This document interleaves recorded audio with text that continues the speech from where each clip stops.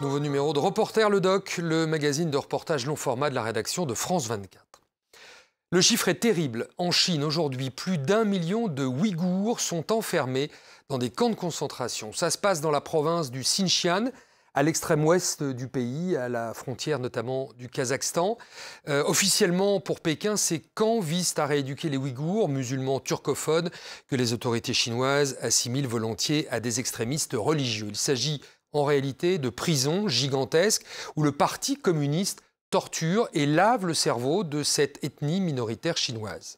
Au Xinjiang, des maisons, des rues, parfois des villages entiers se vident de leurs habitants envoyés dans ces camps sans autre forme de procès. Pendant près d'1 an, Angélique Forget et Antoine Védéier ont enquêté sur l'existence de ces camps. Plusieurs fois, elles se sont rendues dans la province du Xinjiang, hostiles aux journalistes. Au Kazakhstan, en Turquie, au Canada et en Europe, ils ont aussi recueilli des témoignages, certains inédits, qui racontent tous l'horreur de ces camps de concentration chinois. Ouïghours, un peuple en danger, reportage d'Angélique Forget et Antoine Védéier pour France 24.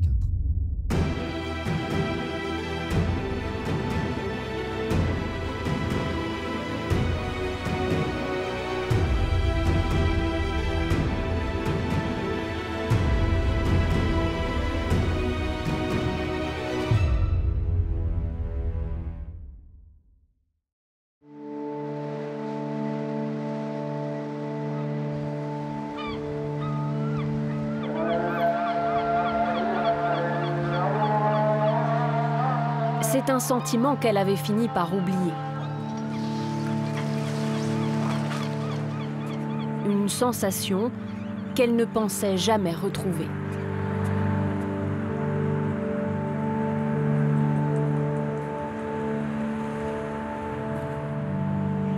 Depuis 6 mois sur les rives du Bosphore, Gulbahar Celilova redécouvre la liberté.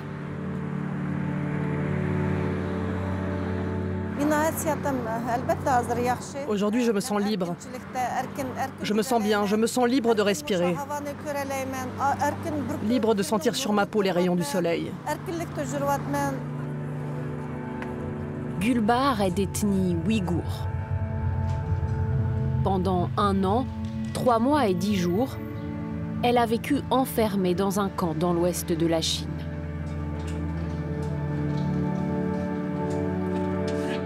Un calvaire qui débute en mai 2017, lorsque des policiers l'arrêtent dans sa chambre d'hôtel.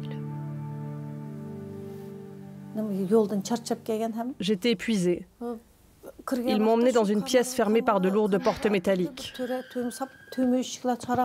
Elles faisaient beaucoup de bruit quand on les ouvrait. La pièce faisait 20 mètres carrés environ. Il n'y avait pas de fenêtre. À l'intérieur, il y avait une quarantaine de femmes. La moitié d'entre elles étaient debout. Les autres étaient allongées au sol, les unes contre les autres. On portait toutes de lourdes chaînes aux pieds. Dans les cellules, Gulbahar décrit des conditions de vie insoutenables. Manque d'hygiène, d'eau et de nourriture. Elle est aussi soumise à des sessions de lavage de cerveau. Elle doit prêter allégeance au Parti communiste chinois. Une fois par semaine, il nous montrait une vidéo sur Xi Jinping.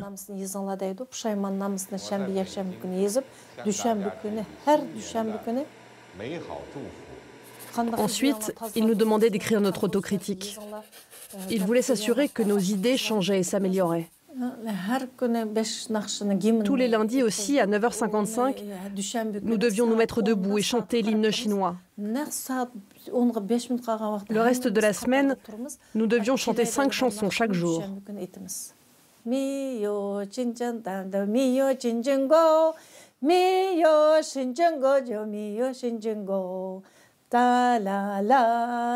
J'ai oublié le reste.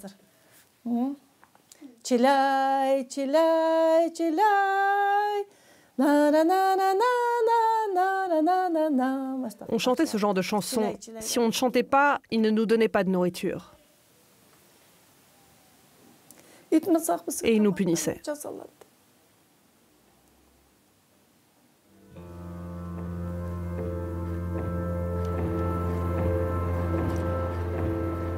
Dans l'ouest de la Chine, il existerait une centaine de camps comme celui dont parle Gulbar. Des complexes immenses où, selon plusieurs ONG, plus d'1 million de Ouïghours seraient enfermés.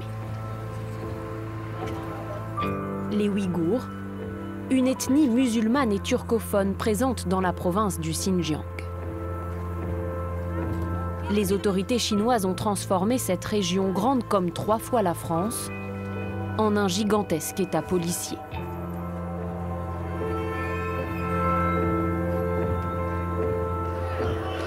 Pékin veut mettre au pas cette communauté car ces dernières années, le Xinjiang a connu plusieurs soulèvements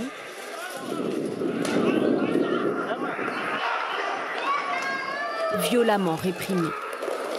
Les Ouïghours dénonçaient les discriminations dont ils estiment être victimes. Sous couvert d'une lutte contre l'extrémisme religieux et en réponse à plusieurs attentats perpétrés par des Ouïghours, les autorités chinoises entendent désormais les soumettre à une rééducation. Aujourd'hui en Chine, 1 Ouïghour sur 10 serait détenu. Des hommes et des femmes de toutes les classes sociales, la vague de répression n'épargne personne.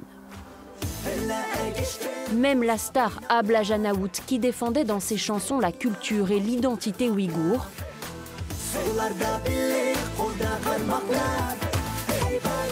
est l'une des victimes du nouveau système concentrationnaire chinois.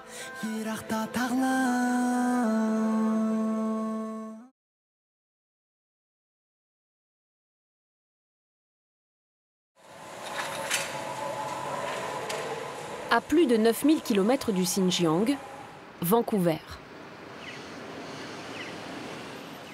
C'est ici, sur le campus de la prestigieuse université de la British Columbia, que Shawn Zhang, un étudiant chinois de 29 ans, a été l'un des tout premiers à prouver l'existence des camps. Je voyais beaucoup d'informations circuler selon lesquelles des camps d'éducation auraient été construits dans le Xinjiang. J'étais assez sceptique au début parce que je n'avais encore jamais lu de choses pareilles. Donc j'ai décidé de vérifier par moi-même. Depuis sa chambre, il commence alors à rassembler des documents officiels chinois disponibles sur Internet. Appel d'offres du gouvernement, permis de construire, commande de matériel. Grâce aux adresses qui y figurent, il localise des camps sur des images satellites et parvient à établir une carte précise qu'il publie sur son blog.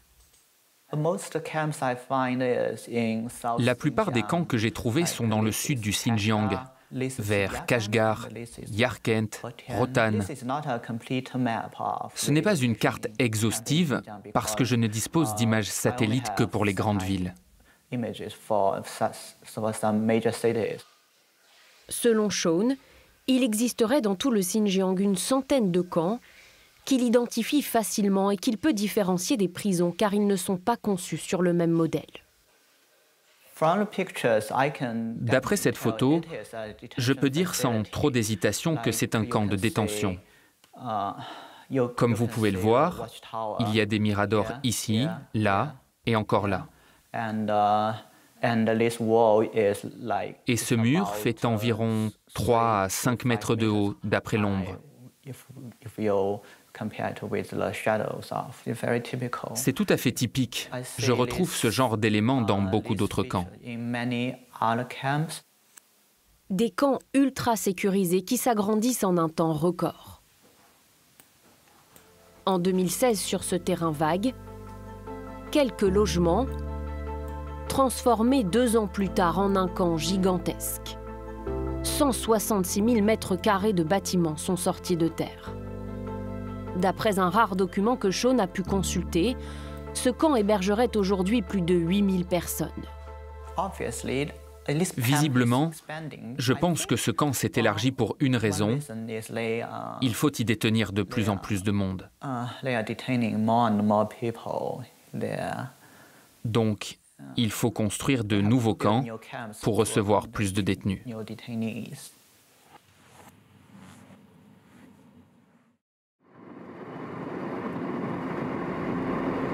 À plusieurs reprises, nous nous sommes rendus dans la province du Xinjiang dans l'espoir d'approcher l'un de ces camps. Mais là-bas, les journalistes étrangers ne sont pas les bienvenus. Dès notre arrivée, nous sommes suivis par plusieurs véhicules comme cette voiture blanche ou celle-ci.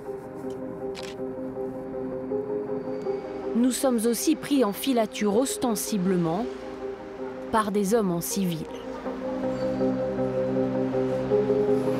En pleine rue, nous sommes empêchés de filmer. Au cours de nos 3 séjours dans la province, nous avons été arrêtés 7 fois au total. Comme sur cette route à proximité d'un camp, un barrage de police nous empêche d'aller plus loin.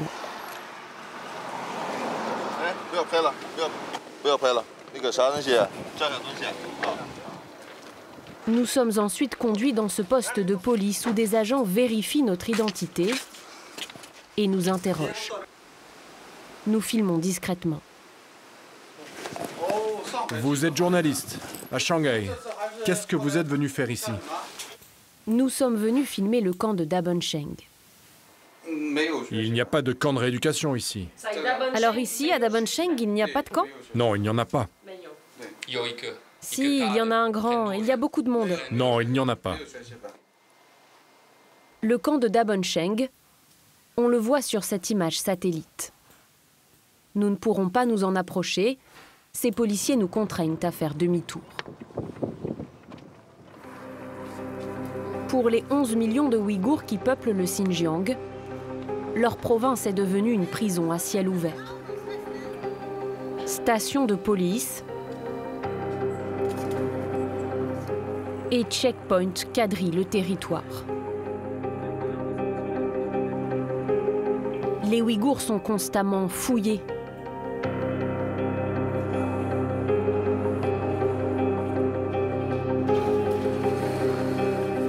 Les contenus des téléphones portables régulièrement contrôlés. Le Xinjiang est à la pointe du système de reconnaissance faciale déployé dans toute la Chine. Des centaines de milliers de caméras scrutent chaque rue, chaque mosquée. On les retrouve même à l'intérieur des taxis, à l'entrée des toilettes publiques. Pour les Ouïghours, la vie sous surveillance n'est plus leur seul fardeau. Ils risquent désormais à chaque instant d'être envoyés dans des camps. Et ils ne sont pas les seuls à subir cette menace.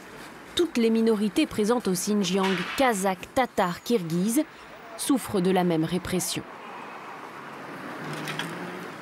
Dans certaines villes, des quartiers entiers ont été vidés de leurs habitants. Sur les portes des maisons et des boutiques, des scellés. Les familles qui vivaient ici ont toutes été arrêtées, comme dans cette rue d'Urumqi, la capitale du Xinjiang. La maison d'à côté est fermée, n'est-ce pas? Pourquoi? Oui, cette maison-là et celle d'à côté, c'est pareil. Elles sont fermées. Où sont passés les gens qui vivaient ici? Les gens? Un voisin intervient, mais refuse d'être filmé. Vous savez pourquoi ces maisons sont fermées? Oui, ils sont à Dabancheng. Dabancheng, c'est le camp que nous avons essayé d'approcher. 10 000 personnes y seraient enfermées. Énormément de gens ont été envoyés là-bas. Cet homme n'en dira pas plus. Il nous fait signe de partir. Au cours de l'un de nos séjours au Xinjiang, à partir de coordonnées GPS transmises par Shenzhong, nous parvenons exceptionnellement à nous approcher du camp que l'on voit sur cette photo satellite. Ces images sont rares. Nous sommes à Hotan, dans le sud de la province. La ville compte au moins 8 camps. Celui-ci semble flambant neuf. Aux fenêtres, grillages et barreaux. Devant l'enceinte, ces enfants accompagnés de leurs grands-parents ont leur père enfermé. Qu'est-ce que c'est cet endroit? C'est une école, un endroit pour apprendre. Pour apprendre quoi? La langue nationale. Et tu sais pourquoi ton père est là-bas? Je ne sais pas trop. Quelques mètres plus loin, cet homme a lui aussi un proche incarcéré. Vous connaissez des gens à l'intérieur? Oui, mon grand frère est dedans. Pourquoi? Il étudie. Mais pourquoi a-t-il été envoyé ici? On ne sait pas. Vous savez ce qu'il étudie? Le Parti communiste. Nous n'avons pas été autorisés à visiter l'intérieur d'un camp. Mais dans l'ouest du Xinjiang, un journaliste chinois a pu filmer ces quelques images en caméra cachée. C'était en août dernier, le bâtiment était encore en construction. Depuis, plus de 1000 personnes y seraient enfermées. À l'intérieur, on découvre des dortoirs qui ressemblent à des cellules de prison. À chaque étage, 3 salles de classe comme celle-ci et au mur des slogans. Suivez les directives du président Xi Jinping sur le socialisme, aux caractéristiques chinoises pour une nouvelle ère.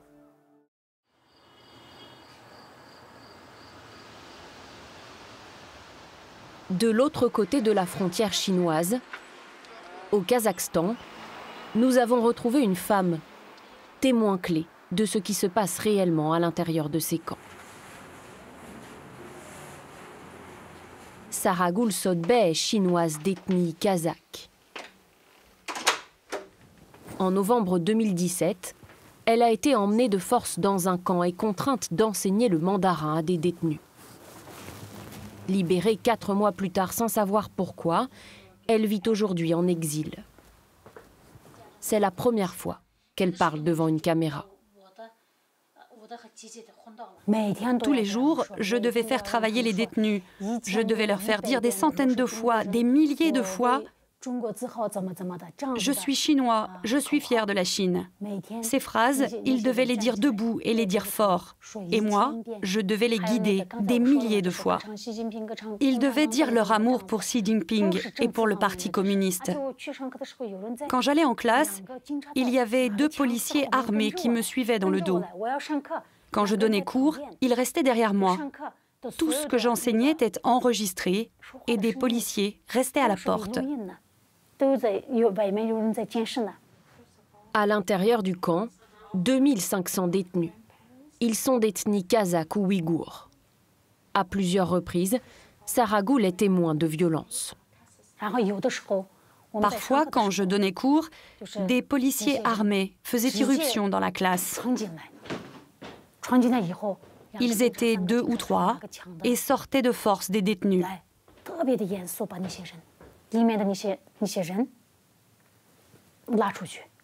Ces personnes-là, je ne les ai plus jamais revues.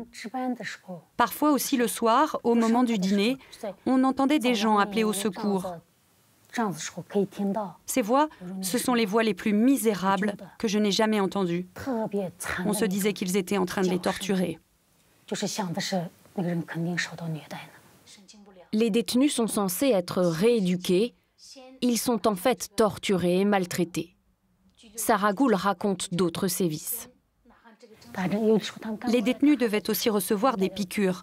Il ne s'agissait pas de piqûres pour les soigner, vous voyez. Ces piqûres, c'était comme de la torture. Elles étaient faites pour prendre contrôle de leur mental. Les gens à l'intérieur du camp n'avaient plus aucune force pour se rebeller. Des injections pour rendre les détenus dociles. À Istanbul, Gulbahar Celilova nous raconte y avoir été soumise elle aussi dans le camp où elle a passé plus d'1 an. Ils nous piquaient là ou là. On devait sortir notre bras par une petite ouverture dans la porte 1 fois par semaine. Nous nous sommes rendus compte qu'à cause de ces injections, nous n'avions plus nos règles. Les miennes se sont arrêtées 1 mois après le début de ma détention. Et puis nous ne pensions plus à rien. Nous ne pensions plus à nos proches, à nos familles. Je ne savais plus où j'étais née, j'avais l'impression d'avoir toujours vécu là. On ne sentait plus ni le froid ni la faim. C'est comme si nous étions des morceaux de viande posés là. Pendant de longs mois, Pékin a nié l'existence de ces camps, puis a fini par les reconnaître et leur donner un cadre légal.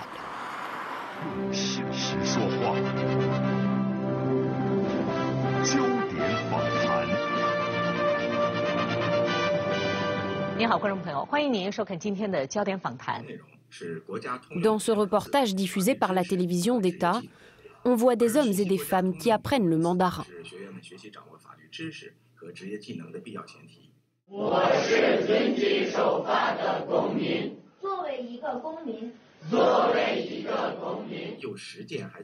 Ils reçoivent aussi des formations professionnelles comme la couture ou la menuiserie. Logés dans des bâtiments propres et des dortoirs confortables, tous semblent heureux d'être là. Avant, j'étais pauvre d'esprit. Mais maintenant, c'est fini. Je vais pouvoir m'enrichir. Je préfère ne même pas imaginer où je serais si je n'étais pas ici en train d'étudier. Peut-être que j'aurais suivi des extrémistes religieux et que je serais devenue une criminelle. Le gouvernement et le parti m'ont trouvée à temps et ils m'ont sauvée.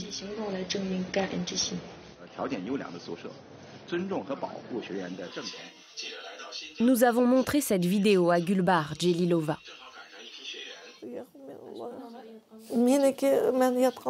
Les camps dans lesquels je suis restée ne sont pas du tout comme cela. Nous, on ne sortait jamais de notre pièce de 20 mètres carrés. Là, ils montrent 10-20 personnes et ils disent « Regardez comme ils vont bien ». Mais les gens dans tous les autres camps sont en train de pleurer. Moi, je sors tout juste du camp et je peux vous dire que ce n'est pas du tout comme ça. C'est un mensonge. Ce n'est pas vrai du tout. Gulbar décrit plutôt des femmes incarcérées de façon arbitraire. Dans ce cahier, elle consigne les noms de ses codétenus et les motifs de leur arrestation. Dès que je me souviens d'un nom, je l'écris. Alia, enfermée car elle a voyagé en Turquie. Fatima, 52 ans, traductrice d'anglais. C'est pour ça qu'elle a été arrêtée. Anissam, arrêtée pour avoir détenu dans son téléphone la photo d'une fille en train de prier. Marfret, arrêtée parce qu'elle portait un foulard. Gulbar Celilova, elle, était directrice d'une société d'import-export. Elle était en Chine pour affaires. Si elle a pu être libérée, c'est parce qu'elle a la nationalité kazakh. Les autorités de son pays ont fait pression sur Pékin pour la faire sortir. Cela faisait 20 ans que je faisais des affaires avec la Chine. Je ne suis pas une terroriste. Je suis juste une femme d'affaires normale et une mère de 3 enfants. Quand je suis rentrée à la maison, mes enfants m'ont dit qu'ils n'avaient jamais arrêté de se battre pour me faire libérer. J'ai eu de la chance de sortir d'un endroit pareil, où ils m'accusaient de terrorisme.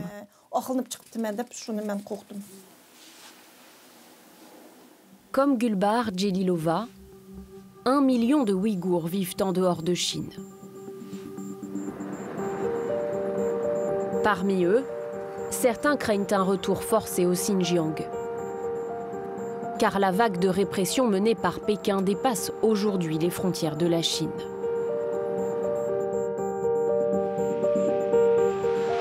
C'est le cas par exemple de certains membres de la communauté ouïghour en France. Depuis quelques mois, l'ambassade de Chine à Paris refuse de donner aux membres de la diaspora les documents nécessaires au renouvellement de leurs papiers d'identité. Une femme ouïghour a accepté de témoigner à condition de rester anonyme, car des menaces pèsent sur sa famille.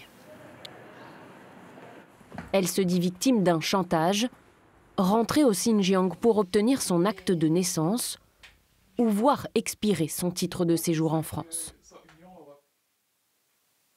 Moi, je préfère de rester sans-papiers que rentrer, de mettre les pieds dans ces pièges. Leur but, c'est qu'on est obligé de rentrer, voilà, et après, ils vont trouver une solution de nous faire envoyer au camp de concentration. Ils veulent nous faire rentrer tous les Ouïghours possibles. Rentrer au Xinjiang pour y être arrêté, c'est ce qui est arrivé à Gulbahar Aitiwadji.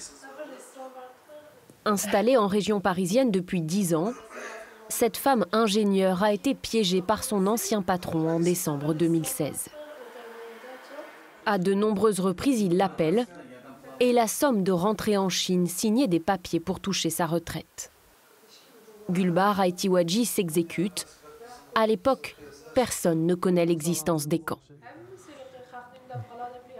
Pendant une semaine, c'était ça. Il le rappelait, il disait à la fin, avec un ton vraiment très dur, il a dit « tu rentres, t'as pas d'autre choix ». Voilà. Tu rentres, c'est toi qui dois signer tes papiers, on ne peut pas attendre plus longtemps, donc tu dois rentrer. Elle a pris ses billets d'avion pour 2 semaines et elle était censée revenir le 10 décembre. À son arrivée en Chine, son passeport est confisqué. Son mari et ses 2 filles perdent alors tout contact avec elle. Ils n'ont aucune nouvelle pendant 6 mois. C'était très dur et c'est en juin ou juillet 2017, donc 6 mois après, ma tante nous a appelés en disant que ma mère est dans un camp de rééducation. Je crois qu'elle nous a dit aller en rééducation, aller en formation ou aller à l'école, quelque chose comme ça. Mais on était loin de se rendre compte que ça allait aussi loin en fait, qu'il y avait et que ça allait durer aussi longtemps avec ces camps et ces millions de personnes détenues. On était trop loin d'imaginer ça. Ouais. Pour l'heure, le Quai d'Orsay dit ne pas pouvoir faire revenir leur mère, car elle est la seule de la famille à ne pas avoir la nationalité française.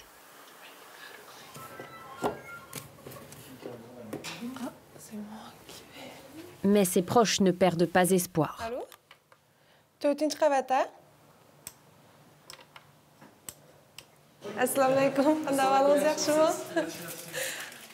Aujourd'hui, ils ont rendez-vous avec un Ouïghour venu de Finlande. Depuis quelques mois, Almourat Hari parcourt le monde à la rencontre de la diaspora. Comment allez-vous? Dites-moi, comment ça va? Pendant 2 ans, les parents de ce médecin généraliste, tous 2 fonctionnaires ouïghours, ont été enfermés dans un camp. Ils ont depuis été libérés, puis placés en résidence surveillée. Mais Almourat n'a pas cessé son combat. Il est devenu l'un des porte-parole de sa communauté.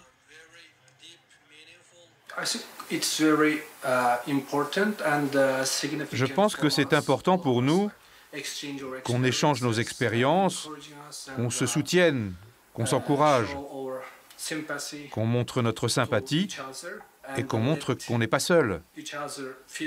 Si on s'unit, on sera plus puissant.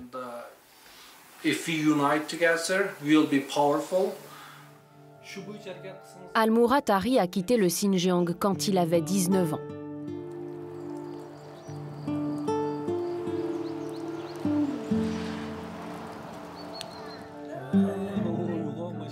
Aujourd'hui, à 35 ans, il vit dans la banlieue d'Helsinki avec son épouse ouïghour elle aussi et leurs 2 petites filles.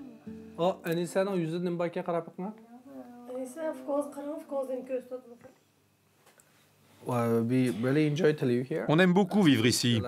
On se sent chez nous. Pas pour la culture qu'il y a, mais parce qu'on est libre ici. On vit dignement et nos droits sont respectés. Son dernier voyage au Xinjiang remonte à l'été 2016. C'est la dernière fois qu'il a vu ses proches. Regardez, j'ai quelque chose à vous montrer.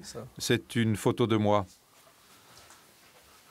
Regardez ici, c'est moi avec ma femme adorée.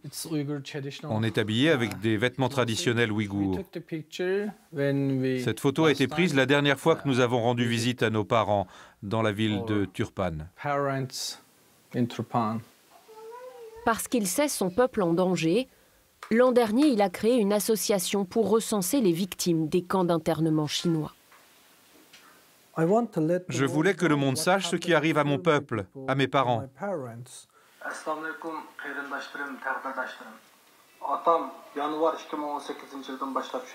Dans cette vidéo, il appelle tous les Ouïghours qui connaissent des personnes enfermées à témoigner. En quelques jours à peine, il reçoit des centaines de messages. Regardez, on en a tellement. Regardez, je peux même faire comme ça et ça ne s'arrête pas. Il y a près de 400 vidéos et témoignages.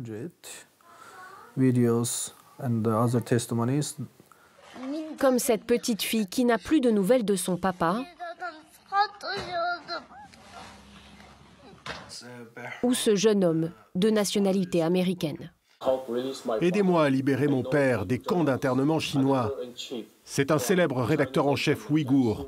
Il est détenu depuis décembre 2017 et cette information m'a été confirmée par plusieurs sources. Je vois que je ne suis pas tout seul. Ça me rend triste, vous savez, parce que vous pouvez sentir leur douleur et vous menez exactement le même combat. Vous avez la même douleur à l'intérieur de vous et vous pouvez sentir leur douleur. Ça fait remonter des émotions, je suis désolé.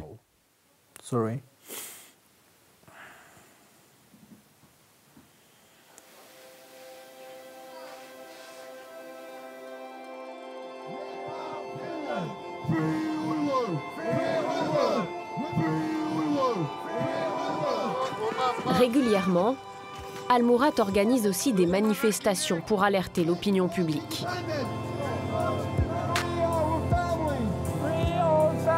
Ce jour-là, des Ouïghours venus de toute l'Europe l'ont rejoint à Helsinki.